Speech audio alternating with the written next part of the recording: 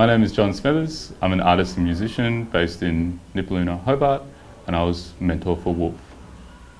Okay, so going through the archive as a group was a really amazing experience to see the inside, the facilities, but also to see the logistics of how everything worked as a group, and also to see how all the young people were responding to certain elements. For me, what really came about was with the mentors that I was working with the artists, the young people, was the way in which they were responding to the particular dynamics in the archive.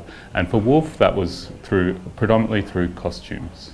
Well, I guess for me, what really came about was this idea of obviously looking and studying the archive, but more importantly, what the archive meant in contemporary society. And obviously having young people involved in that gives us a really fresh insight in what we can actually see and understand within the archive that maybe not has been seen before. So for the mentorship with Woolf, Woolf was responding through the Allport Gallery and was looking into the history of the gallery itself and trying to unpack what it meant for each of those people and creating a narrative through the owners and the curators of the Allport Gallery over the years. And as a result, what came apparent was being able to unpack certain elements within the gallery space and trying to figure out who was kind of working with which element, what their interests were, what their concerns were, but also how that then was displayed to a wider audience. So I guess the experience of working with Woolf was a really incredible, beautiful and intimate experience. There was lots of conversations about the story, but also this conversation particularly around fiction and how you can use fiction as a way to curate and understand a different way of thinking about the archive. Because at the end of the day, the archive is all about being a story and how that's presented to you. And that's really what I felt that Woolf was engaging with through the project. Yeah, I guess as a mentor, what's important for supporting the artists through the whole program was having really open conversations with each of the artists. And with Woolf, what I found was we had these kind of conversations where it was based in fact, but also in fiction as well.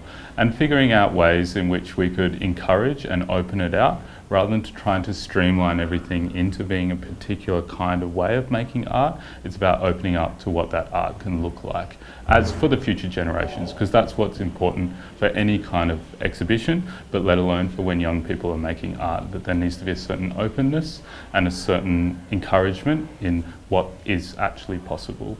So I think for me, what it came down to was having really amazing, intimate conversations with Woolf, but also allowing those things to foster and not shutting anything down. Yeah, so what the work looked like after the series of conversation was a series of compositions. And these compositions were performed on the evening of Stories After Dark, and they're performed as 3 songs, separate songs, into one single set. This was then cycled once every hour, where there would be a performance that would break and interrupt the sequence of events. For me, what this really came about and was apparent within that performative element of breaking those compositions down was actually giving the audience a break into the series of the archive as well.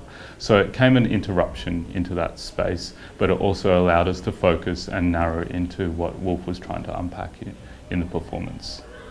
As a young performer and as an artist and as someone living here in Tasmania, it really represented something that was exciting, invigorating, and something that hasn't been done in terms of the interest in which they were unpacking, but also in a performative element as well.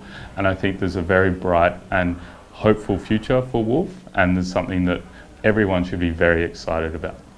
I think maybe what was not necessarily surprising for me, but maybe for people that were involved in the project on more of the outskirts, was the calibre in which all of the artists involved in Stories Out of the Dark met and what they did as a whole, as a whole exhibition, as individuals too. What they brought was a very invigorating and exciting exhibition that shows that Hobart has a lot of talent for the future.